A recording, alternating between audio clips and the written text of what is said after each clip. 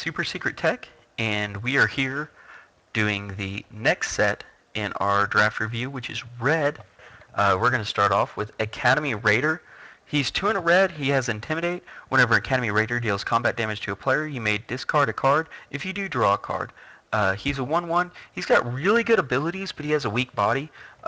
Just because of how weak his body is, I would probably pick him in the C, even though he can really turn the tide in a game. Next card is Act of Treason. It's 2 in a red, gain control of target creature until end of turn. Untap that creature, it gains haste until end of turn.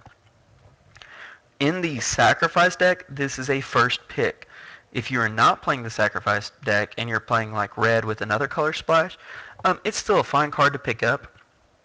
Just remember that, you're going to want to pick it up more in the middle, whereas in the Sacrifice deck, this is a first pick every single time. Awaken the Ancient. Even though it's heavy red, it's a huge body on a mountain. It's 1 red, Enchant Mountain. Enchant Mountain is a 7/7 red giant creature with haste. It's still a land. It's a B only for the fact that you have to be so heavy red to cast it, but it's a really strong body. It can really turn the tide in a game. Barrage of Expendables. It's good in the Sacrifice deck. It's not good in most.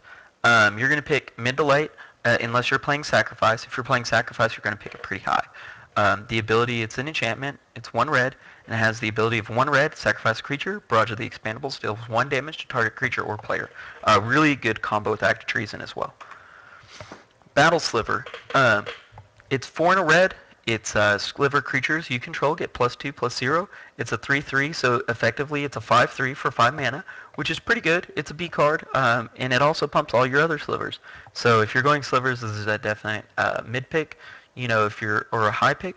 If you're not in slivers, it's still a fine mid pick. Blur Sliver. It's 2 in a red. Sliver creatures you control have haste. It's a 2/2. This guy can really blow out some games, and it's a common. In slivers, it can be just a beast. Pick it pretty high. If you're not in slivers, it's still a good card. It's a 2/2 haster for 3. That's still a B card, no matter if you're in slivers or not. Burning Earth is a trap card. Do not pick it for any reason. Let a rare drafter have it. It's 3 in a red. It's an enchantment, and whenever a player taps a non-basic land for mana, it deals 1 damage to that player. There's 3 non-basic lands in this set. That's important. It's not going to be heavily used. Don't pick this card for any reason. It's an F. Canyon Minotaur. It's a vanilla 3/3. It's 3 in a red for a 3/3. It's a D card. It's just a filler card. Chandra Pyromancer. This card is awesome. I love this card. It's 2 red. The first ability is it deals 1 damage to target player and 1 damage to up to 1 target creature that player controls. Note they don't have to have a creature on the battlefield, and that creature can't block this turn. The second ability is pay 0, exile the top card of your library. You may play it this turn. It does not say you may cast it for free. You still have to pay for it, but it's still really good. It's free card draw for 0. You pay 0, whatever it is, you can play it. Make sure you activate that first before you do anything else. When Chandra plays, it enters the battlefield, you're going to do +1. Unless you've missed a land drop, then you might risk the 0, or unless it's later in the game. Like if it's turn 4, you tap out, you cast Chandra. You're going to +1 it, no matter what. You're going to hit them and hit a creature. Then hopefully you get to next turn, hopefully you have something to block and protect her with. And then you're going to hit 0. And you're probably going to just keep doing that the rest of the game. 0, 0, 0, 0, unless there's a problem creature that has 1 toughness. Then you're going to +1. Even though the -7 is really nice, it's a lot better in constructed play than it is in limited play. Just keep using the 0. It's free card draw. You're getting 2 cards every turn off this. It's amazing. It's an A+, guys. If you see this, pick it up. In limited, you can't get much better than free card draw every single turn.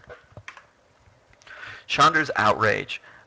2 red. It's solid removal. It deals 4 damage to target creature and 2 damage to that creature's controller. Pick this pretty high. It's solid removal. Chandra's Phoenix. In limited, this guy is an all-star. It's 1 red, Flying haste whenever an opponent is dealt damage by a red instant or sorcery spell you control or by a red planeswalker you control. Note Chandra. It deals damage. Return Chandra's Phoenix from your graveyard to your hand. It's a 2/2. So it gets in early, and it keeps getting in, and it keeps getting in, and it keeps getting in, and it keeps getting in. There's not a lot of exile effects. So you're going to be able to continuously use this card. It's a very, very high pick because of that ability. Cyclops Tyrant, it's 6 mana, which is high for a 3/4. It's, 5 in a red. It has Intimidate, and it can't block creatures with power 2 or less. So you can't even use him as a just really big beefy blocker. He's blah. The Intimidate makes him better late game, but he's still kind of blah. He's a D card. Demolish, 3 in a red, destroy target artifact or land. It's a great sideboard card if they have problem artifacts or equipments and such to deal with. But it's a late pick at best. Don't pick it up early. It's a D card. Dragon Egg. It's 2 in a red. It's an 0/2. It has Defender. When Dragon Egg dies, put a 2/2 red dragon creature token with flying onto the battlefield. It has red. This creature gets +1/+0 until end of turn. That ability used to be called Fire Breathing. I'm not sure why they haven't made that an actual mechanic. Maybe because it's too hard for new players to understand. But I've always referred to it as Fire Breathing. It's a lot faster. It's a fine card. You're not going to want to pick it up really high, but even mid, this is a good card because, you're going to force them to attack at some point in the game. You can block, and you get a 2/2 dragon that has fire breathing. It's a fine card. It's a C. Dragon Hatchling, kind of the same boat here. It's 1 in a red. It's a flyer, and it has fire breathing. It's an 0/1. Makes it a little weaker than the Dragon Egg because the Dragon Egg's a 2/2, so it's a little hard to deal with. But it's a good C card. You're going to have mana to pump into these things in limited. So remember that in some formats this would be a D. Like for constructed playability, in limited it's a C because you will have that mana and you're going to pump it and you're going to kill somebody off of it. Flames of the Firebrand. 2 in a red. Flames of the Firebrand deals 3 damage divided as you choose among 1, 2, or 3 target creatures or players. It's an A card. It's really, really good removal. It's targetable removal, and it can hit multiple things. It's just a solid card. Flesh Pulper Giant. 5/4 thumb. When he enters the battlefield, you may destroy a target creature with toughness 2 or less. He's 5 red, which is pretty expensive for a 4/4, but he has a really good ability, and he has really nice artwork. I love the giant about to crush a little goblin under his foot. And the flavor text is really good too. He doesn't hate small folk. He just likes them the squishing sound they make. It's good flavor text. It's a good card. In draft, you're going to probably pick it mid. But it's a solid card. Goblin Diplomats. This card I've had some discussions with and with various people. And originally they rated it a lot lower than what I rated it. But after I explained why, they agreed with my rating. It's 1 in a red. The ability is tap. Each creature attacks this turn if able, and it's a 2/1. The reason I rate this B+ is because it can create really unfair board states. Limited has stalemates in it, folks. It's just a fact of limited. And this guy can break the stalemate into your favor. Basically what you do is, if you have, a wall of creatures and they have a wall of creatures and no one wants to attack because no one wants to lose stuff, you force them to attack into you. You block well, and you have a free open turn next turn. So when you block well, you take stuff that's way bigger and kill their smaller stuff off. And then next turn you have a free attack, which means hopefully you can just blow them out because they have no blockers whatsoever. Really, really effective. Remember that you're going to want to have, if you're using the Magic Online client, you're going to want to have a stop on beginning of combat when you use this card because it has to be triggered in the first main phase or the beginning of combat step. As soon as they say, before, if you're paying in paper, what you're going to say is, as soon as they go to start turning people sideways or they go to attack, as soon as they declare the phase, be like, whoa, back up a minute. I'm going to go ahead and activate Goblin Diplomats. So just keep that in mind. Goblin Shortcutter. 1 in a red. When he enters the battlefield, target creature can't block this turn. He's a 2/1. He's a B because his ability isn't reusable, where Goblin Diplomats is reusable. If he was able to, if you could pay and do this ability, he'd be a lot better. He'd be like a B+. He's really, really solid, but just keep in mind that you can only use the ability once, but it can really clear the way for some good stuff. Lava Axe, it's 4 in a red. Lava Axe deals 5 damage to target creature. It's 5 mana for 5 damage. It's a D card. It's fine. It's not great, but it's fine. Lightning Talons, it's 2 in a red. Enchant creature, and creature gets +3/+0 and has first strike. It's a solid ability. You're asking yourself to get a 2-for-1. If you can resolve it though and they don't remove it, it can be really, really strong. You're probably not going to want to put this on your bombs. You're going to probably want to put it on a lesser creature. It's a C- card. Marauding Maulhorn. It's 2 for red. Marauding Maulhorn attacks each combat, if able, unless you control a creature named Advocate of the Beast, which is green. It's a 5/3. It's a Juggernaut, though, for red. It's fine. You're probably going to want to pick it up middle or late. It's not the all-star bomb, but it's still a solid card. Mind Sparker. It's 1 red. It's an elemental. It has first strike, which is good for limited. Whenever an opponent casts a white or blue instant or sorcery spell, Mind Sparker deals 2 damage to that player. It's a 3/2. Those abilities aren't going to be as good in limited as they are in constructed, but it's still a really solid card. It's a B card. You're only going to want to pick like good removal or a bomb over it. Molten Birth, 1 red. It's a sorcery. Put 2 1/1 red elemental creature tokens onto the battlefield, then flip a coin. If you win the flip, return Molten Birth to its owner's hand. It's a really good card with Pyromancer. It's also a really good card in tokens deck. But overall, it's a C card. If you're playing Pyromancer or tokens, you're going to probably pick it pretty high. Otherwise, kind of in the middle. Ogre Battle Driver. This guy's insane. 1 red. It's a 3/3, and whenever another creature enters the battlefield under your control, that creature gets +2/+0 and gains haste until end of turn. This guy's good in tokens. This guy's good in just any deck. This guy's good. Haste is a great ability, and he just makes it really, really strong. It's a 99% chance you're going to pick this guy if you see him. Don't pass him. Pitchburn Devils. It's a solid 3/3, even though it's a little bit expensive. It's 4 in a red. When Pitchburn Devils dies, it deals 3 damage to target creature or player. It's a 3/3. It's fine. It's a D pick. Pick them up late. Don't worry about getting them early. Wrathkin Firecat.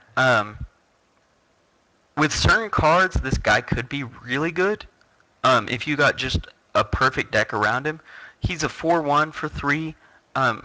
He's weak-bodied. He's gonna die a lot. He's a D card, but in the right deck, he can be an all-star. Scourge of Lacus. He's a solid bomb. He's 2 red. He's a flyer. When him or another dragon enters the battlefield under your control, it deals X damage to target creature or player, where X is the number of dragons you control. It's not going to be high removal, like you're going to blow up little guys with him, because there's not a whole lot of dragons in draft, but he's still useful. And he also has fire breathing for 4. He's a bomb. Pick him up high. Seismic Stomp. It's 1 in a red. It's a sorcery. Creatures without flying can't block this turn. This is another board state card. Unlike Goblin Diplomats, though, it's not always on the battlefield, so you can't just use it when you want to. It's super conditional, but it can really win the game. Pick them up late. You'll probably only want one of these in your deck. Sheevan Dragon. It's a bomb. It's better than Singir Vampire, and it's better than Sarah Angel for the simple fact that it has fire breathing on top of it. It's 4 red. It's a flyer with 5/5 and fire breathing. It can beat both them out. It's really, really good. There's not a whole lot you're going to pick over this guy. Shiv's Embrace. I'm pretty sure Shiv in this case is referring to Sheevan Dragon. You're going to use this as a one-turn blowout. It's probably the second best out of the cycle of 4 mana enchant auras. You enchant creature gets +2/+2 and has flying and fire breathing. So you're going to basically wait for a good time for them to be tapped out, or to have a bunch of blockers back, but no flyers. You're going to put this on your creature, you're going to swing big and hope it's enough to push you through to the next round. Shock, solid removal. Um, it's 1 red, it deals 2 damage to target creature or player. It's an A card. I wish they would get off this artwork.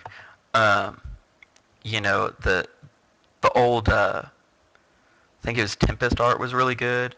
Even the Onslaught art where they're shocking the Psychotog is really good. They've been stuck on this artwork for a while though. Smelt, 1 red, instant, destroy target artifact. It's a fine sideboard card. Don't pick it up early. Pick it up really late in the draft. You're only going to want 1 or 2 in your sideboard anyway. Probably just 1. Striking Sliver. It's a 1/1 first striker for 1, which is fine. The fact that it's a sliver helps because it gives other slivers first strike. But it's really a C card. Even in slivers, you're not going to want to pick this guy up super high. There's better slivers out there. Thorncaster Sliver. 4 and a red. Sliver creatures you control have when this creature attacks. It deals 1 damage to target creature or player. It's a 2/2. It's really good abilities, but it's very, very conditional. Pick removal over this guy, even if you're in slivers. Even if you're in slivers, pick removal over this guy. It's good for slivers, but it's so conditional. Like, it can be a bomb, but it cannot be a bomb. And, it's just really, really spotty. Thunderstrike, 1 in a red, it's an instant. Target creature gets +2/+0 until end of turn and gains first strike. It's a fine combat trick. Pick it up late. Don't pick it up early. It's a D card. Volcanic Geyser. X red. Volcanic Geyser deals X damage to target creature or player. It's solid removal, but it has diminishing returns because it starts off as red, even though it's an instant. It's B removal, just for that fact that, to kill say you had to kill a Serra Angel. Okay, Serra Angel costs 5 to cast. It's a 4/4. Well, to kill a 4/4, you're going to have to spend 6 mana. That's what the diminishing returns means. It gets worse the more you have to spend in it. It's still a fine card, though. But there's better removal than it, and there's better bombs than it. But it's a great, 3rd or 4th pick. Wild Guess. Red sorcery is an additional cast cost Wild Guess. Discard a card, draw 2 cards. It's great for filtering out land. It's really good in Pyromancer. It's kind of blah on everything else. It's really like a C to a D card. Pick it up mid to late. Except in Pyromancer. Pyromancer, this is a high pick. Basically, if you're playing Pyromancer, which I'll get to the card itself here in a little bit, you're going to pick up any instant sorcery like it's an A card, even if it's not. Wild Ricochet.